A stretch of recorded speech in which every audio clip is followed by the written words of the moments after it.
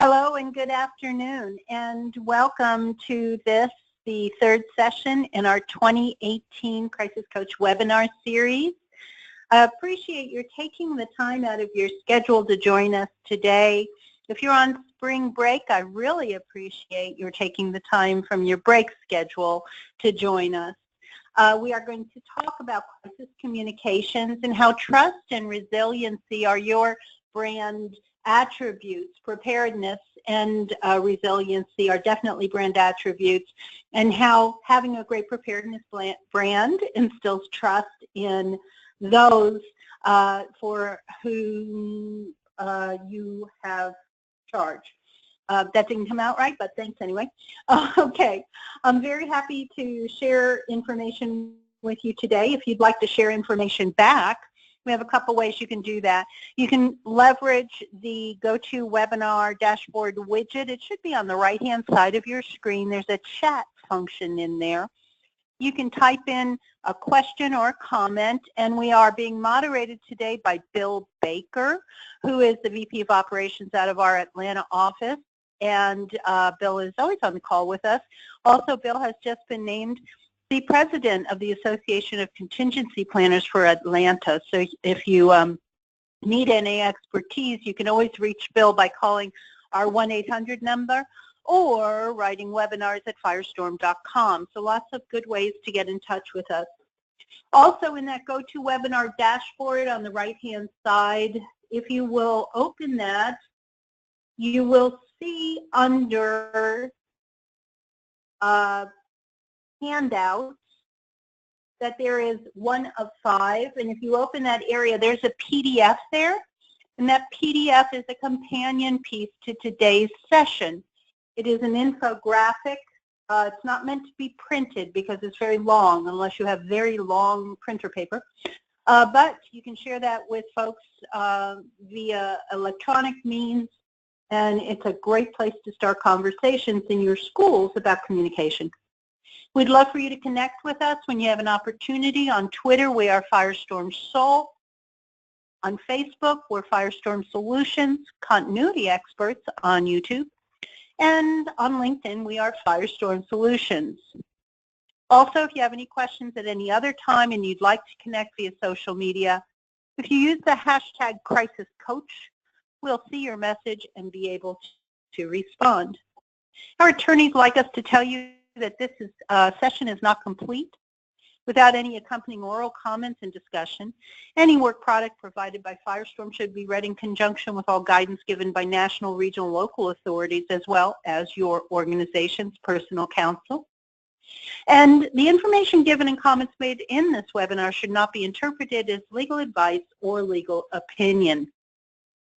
Now, as we've discussed in the last couple of sessions, if you've been with us, Firestorm is going through a wonderfully supportive expansion phase. We have some new services and acquisitions that have created a true 360-degree crisis and risk solutions firm. If you have any needs at all, I think right now we're in the best position ever to support you. Whether it is general crisis and risk challenges that you're facing, whether you need to recruit new people into your organization or you want to explore new opportunities, something in the crisis risk, business continuity, security, etc. areas, we have the best team in the world under our People Solutions banner. Security Solutions, you know us well for that. Security assessments, our BERTHA program, the Behavioral Risk Threat Assessment Program. It's really gaining national attention. If you're not familiar with our BERTHA program, I haven't done my job, but you can go to the front page of the Firestorm website and you can inquire about a license for the BERTHA program right there. We have active shooter training and certification, and everyone in this group with Firestorm Security Solutions is a former Secret Service professional, and they bring great insights to training for you. And that brings us to professional services. We have assessments, developing plans, training people, conducting real-world exercises, and knowing what to do both the what and the how in a crisis. So many firms or companies will tell you what to do, but they won't tell you how to do it. So that's what we want to assist you with. Intelligence solutions help you with predictive intelligence. They help you understand and collect data during a crisis so that you can make good decisions. And they help you collect data during times of calm so that you're prepared and ready if a behavior of concern surfaces. Our analytical solutions include diagnostic tools, benchmarking metrics, data, peer reports, and analysis. Ask us about that. We've got a great vertical there to assist you. So that's our 360-degree services, and we are proudly supported and have worked for many years with the wonderful folks at RenWeb. If you are currently a RenWeb customer, are considering it, please know that by attending this session and letting us know you did attend this session, you have access to something called Crisis Stop.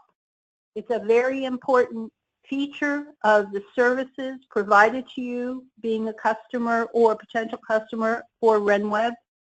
And that is, if you find a crisis occurs in your organization, pick up the phone and call us. We'll talk to you, we'll help you through that crisis at no fee for that first hour of conversation. Sometimes you just need someone to talk to for 15 minutes to get you focused on the next step. I have to tell you, I've been through a couple crises myself with Jim Satterfield, and there's nobody I'd rather have on the call. So that's available to you. Please use it. And we're going to talk about why to use it, how to use it, and when to use it in just a moment for your school. I am Karen Masullo. I am our Chief Intelligence Officer, and that's a really bad picture, but everybody says that for themselves, don't they? So let's talk about what we're talking about today. Really what I want to talk about is the word a singularity. Many times in the crisis world, crises are unexpected, right? You didn't expect them. Well, we know we might have a crisis, but nobody ever expects a crisis to actually happen when it does. It disrupts our normal day. Our school day is completely disrupted, and if we're not careful, it can create significant financial, security, safety, and certainly reputational harm to our organizations. And depending upon the severity of the crisis, the safety and well-being of the students, the teachers, volunteers, parents, visitors to your school or your campus can also be endangered. And this really creates a complex threat dynamic. But these events are viewed as singularities. They're viewed as something that couldn't possibly happen again or could never happen at all. Denial is not a strategy. Hope is not a strategy. We have to approach crisis and risk as a known variable that not might happen, but will happen. Then if it never happens, you haven't lost anything. But if you don't plan for it and it does happen, you stand to lose everything. Research and analysis suggest that, in reality, crises and disasters have a recognizable life cycle. We may not know exactly what the crisis is going to be, but we can predict the life cycle, media cycle, communication cycle required of a crisis.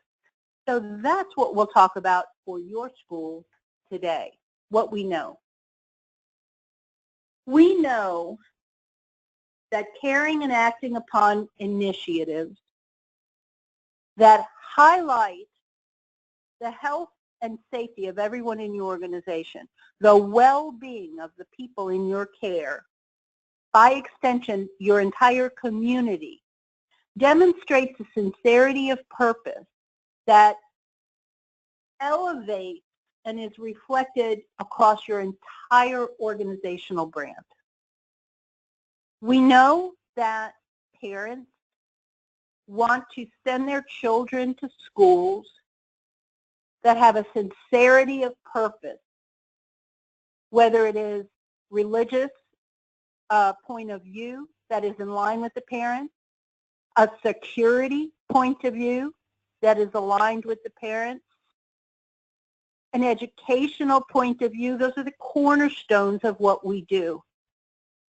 And so we want to articulate as best as possible the preparedness and resiliency of our organization so that they become part and parcel of not just our brand and our messaging and our brochures, but of every single person in our organization. We need to make a cultural shift to create a culture of articulated preparedness within our organizations.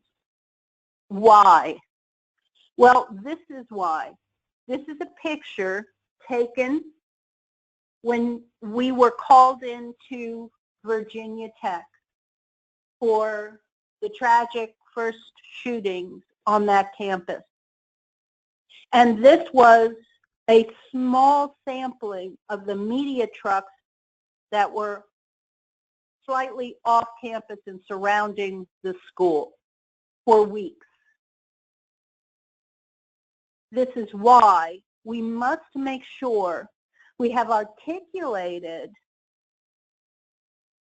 preparedness and resiliency ahead of time so we can communicate it when time matters. So we need to have a mature communications program.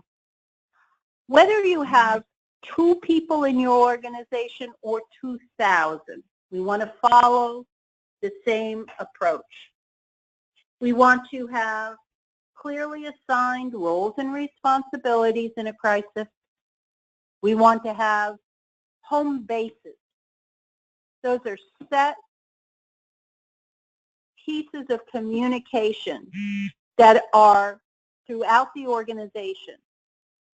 Clearly written message maps and a developed catalog of communications. We have a developed catalog of courses, so we should apply the same theory to our own operations and create a developed catalog of communications. Culturally, everyone in our organization needs to understand the value of communicating in a disciplined fashion. If there is an incident in your organization and I go out to my car and I work for your organization and I'm in the parking lot and CNN or Fox News comes up and says they want to interview me, can I? Have I been trained to do that? Do you have faith that I will speak in the voice of the organization clearly and articulately? Do we have a set message? Have we given people messages? Have we practiced? If a parent comes up and is angry and upset, do we have a message? Is it set? Is it clear? Do we take their information and have someone in authority get back with them? And do we express that in a sincere and honest manner? And then what about transparency? Is transparency a core value? And what do we mean by transparency anymore? You know, when social media first started bubbling up, everyone was like, oh, great, organizations are going to be completely transparent. Is that necessarily the best thing? Do we always want to show our everything all the time? I don't think so.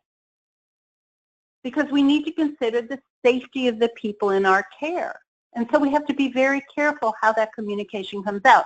Because people will connect the dots in a way that were never meant to connect. And that can't be helpful for anyone, especially in a crisis. So we're going to look at the Firestorm maturity model. And we're going to talk about where you are today in your decision-making processes and communication related to that. And let's set a goal together. As a follow-up to last month's exercise, we had some homework. We wanted to look and see how we would respond in a crisis. We're going to cover that in a little bit. And what I want our goal, our year work to be, our year goal to be, is figure out where you are in this maturity model. We're going to talk it through together. And a year from now, please let me know what you've done to improve your program. You just have to do one or two things a month or a week, and you can significantly improve your program. And that's what we really want to support you in doing. So let's look at this a little more closely. The first stage that any organization is going to be in is going to be one where everything is a surprise. If that's you today, it's really easy to improve, right? Just make sure everything isn't always a surprise. And you're in a libelous situation here where everything you do is a liability. You're just going to hurt yourself more and more. Everyone in the decision-making process is just reactive. They're not sure what to do. They're just upset and crazy. And there's a lot of debate going on just about the process, much less whatever crisis it is you're handling. When you bring everybody in and you sit them down at a conference table or in a classroom and say, okay, we've got a crisis, the first thing they're thinking about is, what about me? What about me? Because you haven't walked through defined roles and how everybody needs to have a job to do immediately. And the experts are called in far too late. You keep putting it off and putting it off, thinking you can handle the situation yourself, when in reality, if you call the experts in through your crisis stop program, that's not going to cost you anything. You could have had a much better handle on this whole process. The roles and responsibilities not only aren't defined, they create more confusion. Multiple people want to be in charge. Multiple people don't want to be in charge. Assignments and roles and responsibilities are constantly changing. So 2 minutes ago, I was supposed to give this person the media release, and now they're telling me that I'm supposed to go give it to this person for editing first, and nobody knows what to do with the communication. Why are we even communicating? And not only are these processes not clear, but we're going to drop the ball. We're going to miss some important processes and steps because we're just too panicked and disorganized in the midst of a crisis. And rightly so. We need information in order to make good decisions. And at this level, at the stage of surprise, where everything's always a surprise, it's almost impossible to obtain good data that means anything. We're more likely to obtain bad data. We know that almost everything you learn in the first 24 hours of a crisis is wrong, and we can't base our decisions upon bad or wrong data. And we are slow to identify that we even need data. We don't know what kind of data we need. And it completely slows the response from the organization. And if people's lives are on the line, if your life is on the line, do you want the response to be slowed? The events will start to outpace your leadership's ability to keep up with the decision-making involved. There will be serious confusion, and the board or your leadership team or your senior school directors will be overwhelmed and exhausted. If the first half hour of a crisis is stressful and frightening, imagine the third day with no sleep, because that's where you'll be. Your messaging then will be confused. It will be highly reactive. You will miss key channels and opportunities to communicate well, and your messages will not be timely. You will have dated or incorrect information that others have already corrected, and you will be perceived as clueless. So, if this is you, we can improve this. If I want to send my children to your school, you need to improve this, and you will. Let's talk about the next stage that you'll move into, because I have great faith in all of you. This is the basic sort of response stage, and it's reactive. That means you've thought about some of these things. You have kind of a generic process. Somebody said, you know what, we really need a process for decision making. And somebody else said, I'll get a template from the web. So in some room somewhere in your school, there's a thing that says decision process in a crisis. That's better than nothing, right? We'd rather you had it from Firestorm, but that's better than nothing. The decision rights, however, in that aren't clear, right? Because it's not custom for your organization. That's just for any organization. You have a very specific culture. You may have a different people culture, a different country culture that template wasn't written for. So there's going to be some degree of confusion. And roles and responsibilities are somewhat clearer, but they're not defined. They're sort of defined on the fly, right? So-and-so is in charge of communication, and so-and-so is in charge of physical supplies. And it stays pretty stable, but those people aren't really clear on what they're supposed to do. They need resources to do what they're supposed to do, but they don't have resources because we didn't define the resources. We didn't say we are going to have to buy cots because all of our students are going to have to stay here for the next week while the flood waters recede. So now we're going to have to go out and find $50,000 in order to buy food and costs and supplies. And then we're going to have to figure out a way to get them shipped in. You don't want to have to think about that the day a flood comes, do you? You want to be pre-prepared. Unfortunately, meteorology allows us to see very far into the future now. But what if it's some other type of event that catches you off guard? If your resources aren't defined, you're not going to be able to cover all of the issues. When you need information to make those decisions, at this stage, there's some basic sorts of information you're receiving, but it's somewhat delayed. As you're trying to get information from people, you're trying to gather it from individuals. Well, they're busy taking care of the crisis in their own way. So maybe they'll get back to you. Maybe they know where it is. Maybe they'll find it. But it's difficult to obtain precise information. I've seen a crisis in a school before where one person walked in the room and said 70% of the students are safe. And another person walked in the room and said 100% of the students are safe. They've been evacuated. Which number am I supposed to use for the next decision I make?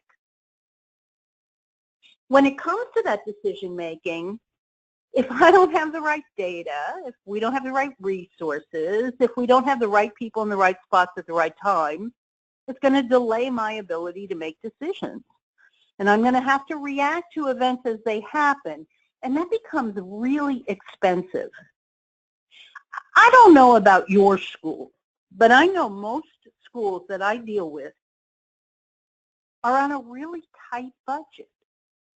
Now, if you have a ton of money to spend, that's great. But if you don't, I suggest that you start tightening up your process, because down the road, it will be much more financially rewarding than if you have no plan whatsoever. And then when you're communicating out, you're starting to develop a process. You can get to most major channels.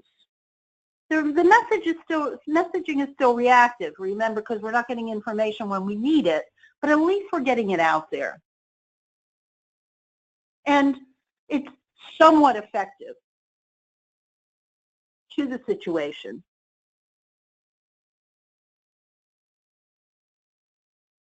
At this area, in a supportive culture of pre-action, we're starting to really get a feel for how we want to handle the crisis and communicate.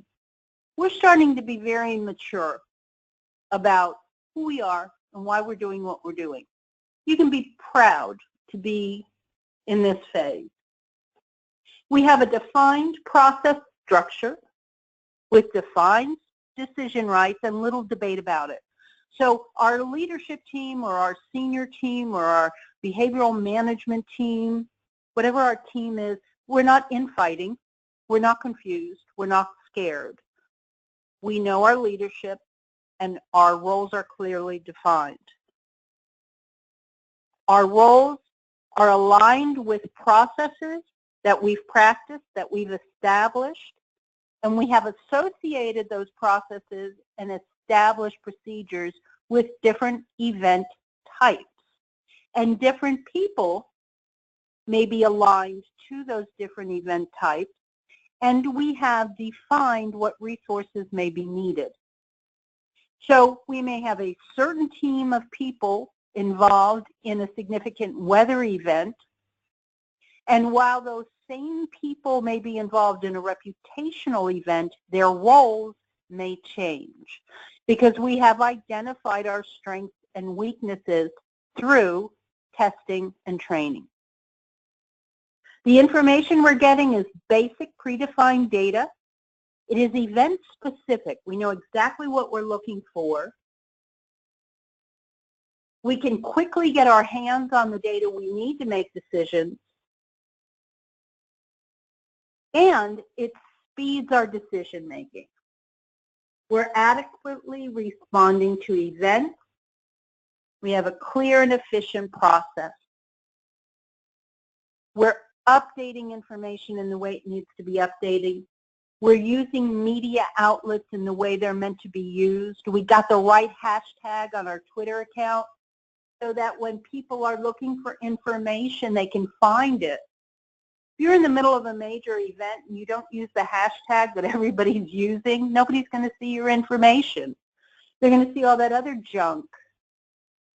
And now, more than ever, you get the opportunity to control your message in a way we never could before.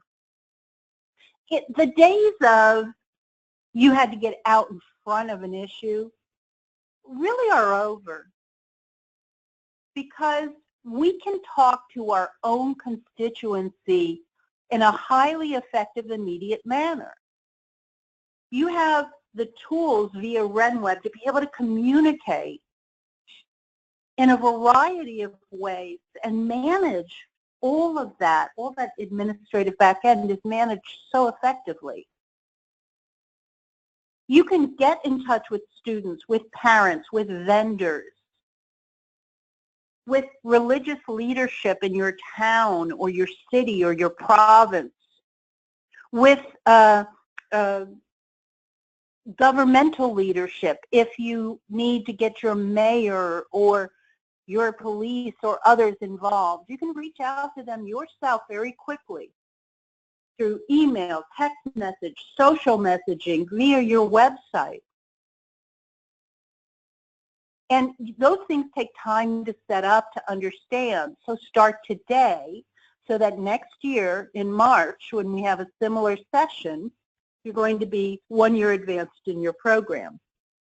You're going to have defined messaging process and channels. And a lot of it's going to be standardized. And then we get to move into this final phase where you have a strategic culture that responds to a crisis as mature professional individuals.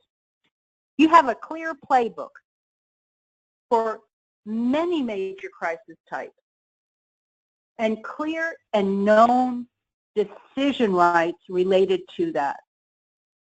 You have clearly defined roles and responsibilities and predefine them by event type.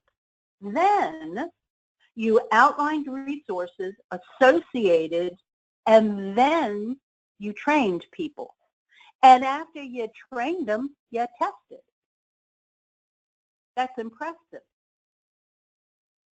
When it comes to data to base your decisions, you can get not only basic, broad information, maybe on your country or your area within a country, but you can get very specific information that may be related to your event. So if you are like me in South Carolina on the East Coast, I can do a broad search and listen to everything going on in my town in Charleston, and then I can hone in on very specific weather events like hurricanes and floods so that I know how they affect me if I'm a school sitting in a very specific area that may be a target. And that allows me to have a speedy response to keep people safe. You know, many years ago in Hurricane Hugo here that hit Charleston, South Carolina and devastated Charleston, there was a school that was the evacuation spot for a significant number of people in a coastal town. And because of a slight jog that Hugo made, it hit right where that school was. It wasn't the hit from the hurricane really that affected them, it was the flooding, because everybody had evacuated to the gymnasium, and that's what flooded first. So we need to be prepared and understand when these things happen, and with weather events again today, we get a lot of pre-notice. What's our contingency plan? Because then we can make highly efficient and timely decisions. We can anticipate that event. What if that hurricane turns a little bit this way or that way? And then we'll only consume the resources we need. It becomes a far more efficient process. We'll have a proven messaging process with predefined messages for every major event type. If you will take this exercise today that we do, and on Friday or whatever day it is when you're back from spring break, if you have an in-service day, buy pizzas, and say, hey, let's go through a couple scenarios. Let's take 15 minutes, talk about what we would do, and write some messaging on it. You know, what if we have a structural problem with the school? Let's go ahead and write some messaging on that. Who do we want to speak to and why? And how will we distribute the message? If you just do that once a month, you'll be far ahead of where you are today. And then you can refine those messages as appropriate. Let's say we needed to have an evacuation message that was by choice for not only for the staff in our schools. Let's say the kids had gone home for the day, but we needed to let our teachers know that for whatever reason, they were free to go as well. If we had some sort of pre-written message that we could modify, we could get that out very quickly. I bring this up because many years ago on 911, our CEO, Jim Satterfield, worked for a company. And everyone was, as we would expect, terribly shaken up by the attacks in New York. And he was in New York. And they got together with their leadership team, sat around the table, and said, we need to give everybody a message that if they want to get home to their families, if they want to feel safe, to go ahead and they can leave for the day or for the week, whatever they need to do, let's go ahead and get that message out to them. And so the human resource director, who was very shaken up, went back to her desk and she wrote a mass email to the entire organization. And she said, if you want to live, leave. Now, she wanted to say, if you want to leave, leave. But she was so shaken up that she made the subconscious typo. And then she was devastated because she had made this terrible mistake and really panicked people. So she was doubly devastated by what was going on.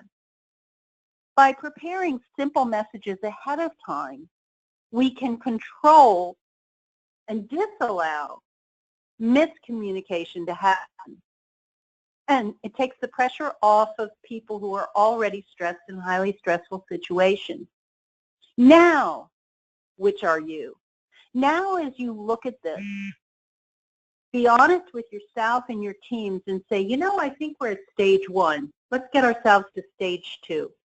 Or, you know, we're at stage 2 right now. We're doing okay. Let's move into that next stage at stage 3.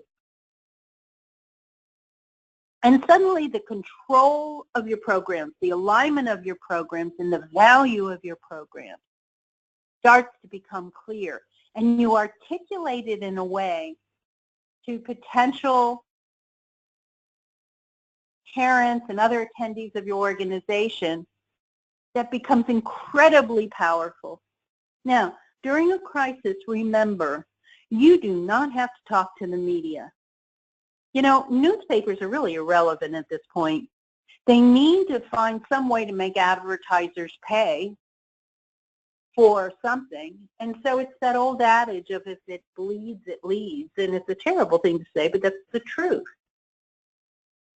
The TV news is now, TV news has now become entertainment. TV news sells ad time by doing what? They create controversy. Tell us things are real when they're not. And everybody works on these little sound bites. It's the media's text message. Everything's breaking news. And we know, we've watched it, and some of you may have been a part of it, but social media can create heroes and villains, not overnight, but in minutes. Social media can destroy, today in 280 characters, because Twitter is up their allotment, but they can destroy, they can destroy something you've built over 150 years in just 280 characters. So you need to understand what's your brand, what's your schoolhouse brand. Ask different people in your organization. I worked for an organization and polled like 9 different offices. We were a global brand. I took our 9 largest offices in the United States, actually North America. I said, what's our brand? What's our mission? And I got 9 distinctly different answers. That's a big problem. If you don't know your brand, how are you going to control the message when your reputation is under attack? If you handle a crisis poorly, you have a secondary crisis because people are going to want to know why you handled it poorly. So not only do you have the original crisis, but then you have the crisis of explaining your response. And if you're explaining, you're losing. So what is the goal of your communication process? And who determines the look and feel of your messaging? If you're going to send me out a message that looks like every other message you send me, and I really need to pay attention to that message, it's got to look different. It's got to have a different feel. So we need to remember to separate marketing communications from crisis communications.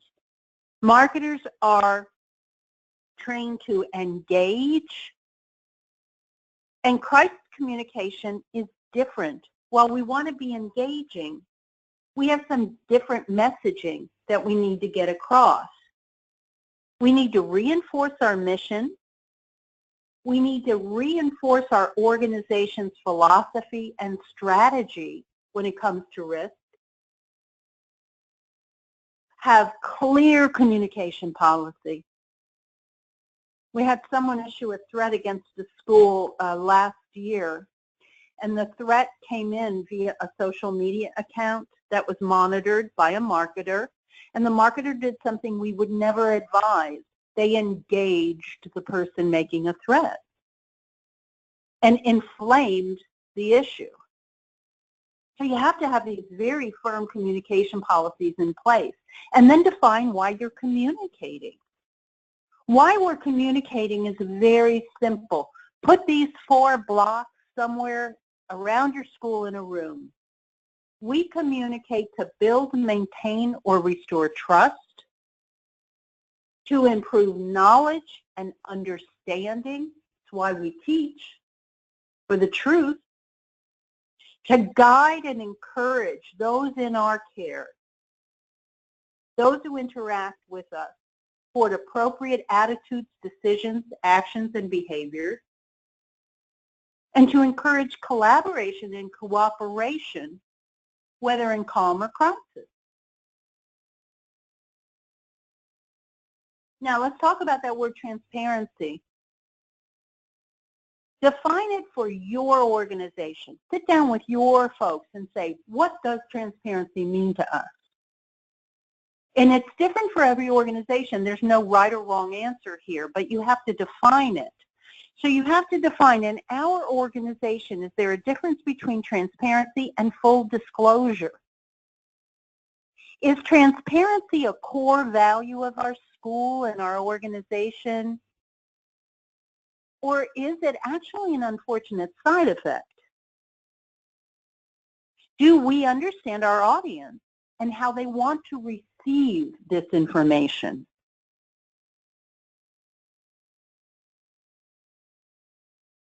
What I'd like you to do is revisit the exercise that we did last month.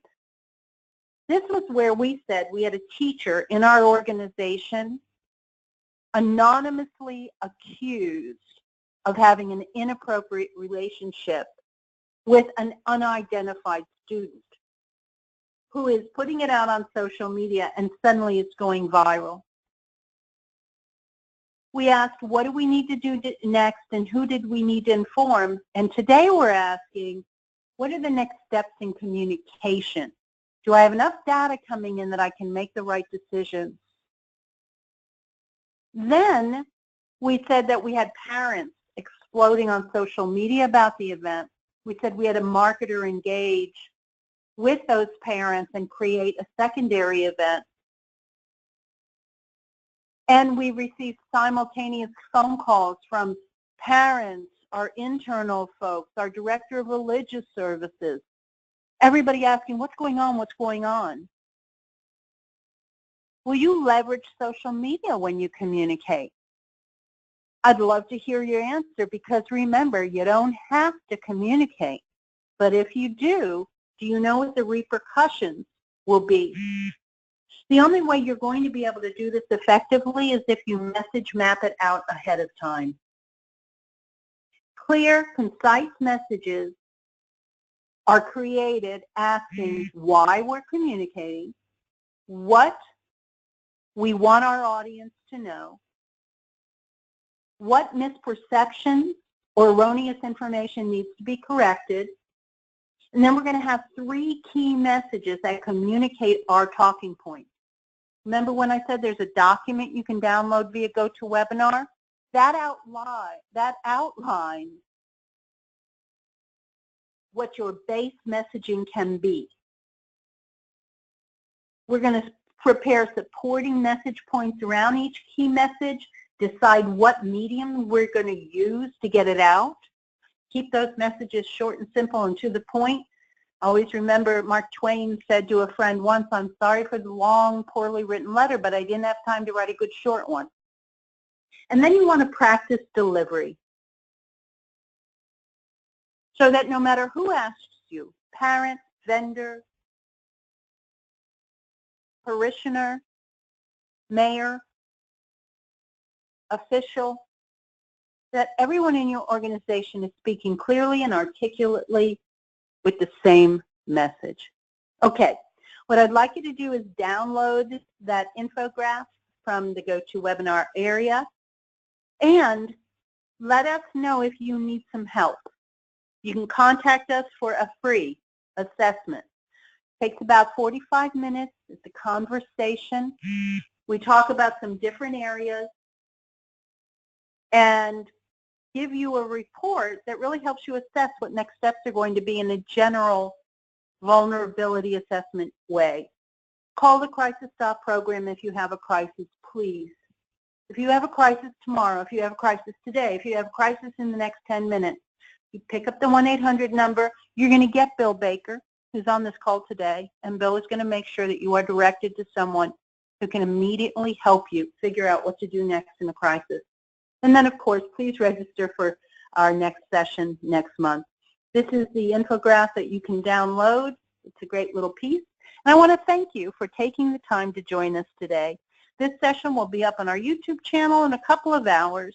And we want to once again thank RenWeb and you for taking the time to join us. Reach out at firestorm.com, 1-800 number, or you can reach out to me directly at kmasullo@firestorm.com. Please let me know how I can help, and I look forward to working with all of you in the coming year. Thanks so much. This is going to end our session for today. Thank you, and have a great day.